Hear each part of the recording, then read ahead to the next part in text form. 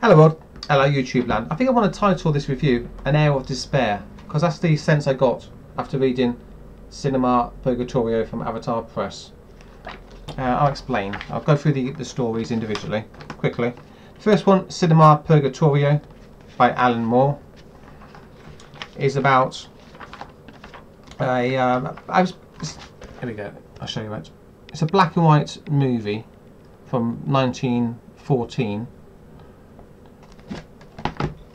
But with those old movies, what you'd have is a hero coming to save the day. Alan Moore, just to depress you and show you that there is no hope, has the hero shot and the police corrupt. The end. Everybody's dead. The police are going, ha ha ha, we got away with it, we're corrupt, isn't this correct? So he's just taken the old hero and shown that there are no heroes now, because everybody's corrupt. That is a very despairing message. That is a message that says there's no point in even trying because everybody's corrupt. That's a message which will leave people only caring about themselves and not even trying to make the world a better place. So thanks, Alan. I just want to mention this as well. That's before the book even begins. Screen regrets. Sometimes I wish I was just dead. An old Marilyn Monroe. What would have happened to Marilyn Monroe if she lived? Almost a metaphor for Western civilization, saying it's been going on for too long, it's old and tired, why don't we just put a bullet to our heads? Suicide. Suicide's not cool. Talking about suicide. The second book here, Code Prue, is about a suicidal vampire by Garth Ennis. There he is. Again, tying into the theme of despair. The vampire's been alive for too long, and he doesn't want to die. He just wants someone to talk to, and the only way you can get someone to talk to is to pretend to commit suicide, so a parasuicide. There he is. Western Masculinity, 2016. Not even brave enough to kill himself. And just in case you didn't think that was depressing enough, there's three characters in this story. There's the suicidal man who represents Western masculinity. There's a black guy and a young lady. The black guy is gay, and the young lady asks him for a date. There's his response. Very nice. And that's her story. Loneliness and a cat.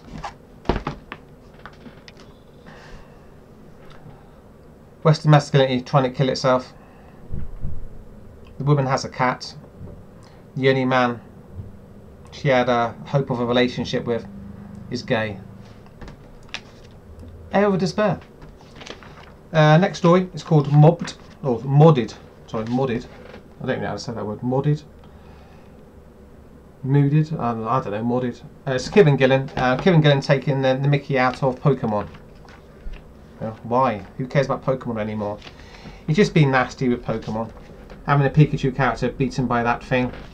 A man very, very wimpy and being saved by the hero of the day, who you always see in contemporary comics. The sexy young girl. So don't worry, Western men. Sexy young girls are coming to save the day. What? Yeah. Doesn't make any sense, does it? But that's what comic book writers do. They've got this obsession with sexy young girls coming to save the day, and it just isn't happening. The saviours of Western civilization, who are going to protect us all from Islamic invasion, are not going to be sexy young girls. I'm sorry if that sounds sexist, but it's just true. Sexy young girls are not going to save the day. Yes, I'm a terrible bigot. Right, the next story is called A More Perfect Union. Sorry, and it's by Max Brooks, and it's the one highlight of this book. It's about the American Civil War, and God, do they need another one at the moment, especially if Hillary Clinton gets in. I found it interesting, informative, and I would like to have more stories like A More Perfect Union. But I just want to say something about the ending here, because it ties into what I'm saying about the state of Western civilization and masculinity. Look at those guys there, look like a bunch of hipsters, don't they, with their daft beards and moustaches and whatnot. They don't really want to fight, and that ties into what's happening in the Western world at the moment, where men don't want to fight anymore because they look at the state of women and they're saying to themselves, they ain't worth fucking saving, man. They ain't worth fighting for. I don't know if that's what he was going for there, but that's just something that I got from the book. That yeah, these men, are they going to man up, and are they going to fight to save society? Society is women, man. Men fight for women, and if the women become a bunch of bitches who just want to emasculate men and moan at them all day, then why would men fight to save that? They ain't going to do it, man, and Islam will take over. The last story is called The Fast, and it's just another story with a sexy young female hero. So I'm not even going to talk about that. Not worth discussing. So Cinema Purgatorio. I did like the front cover, and I like the story about the Civil War, but there's no overriding theme of despair and a sense that there's something seriously wrong with Western civilization because men are not acting like men anymore, and there's this delusion that sexy young women are coming to save the day. In most of the stories, apart from that one of the lonely women and a cat, that is sadly more realistic. So that's my review of Cinema Purgatorio. Let me know what you thought of it, especially if you read it. You can call me a sexist if you want, but I just want to make this last point. If Western civilization is going to come down and be taken over by the masculine invaders from Islam, it's going to be because men see the state of their society, they see what women have become, and they'll decide that it's not worth saving. Is it worth saving? Is Western civilization worth saving?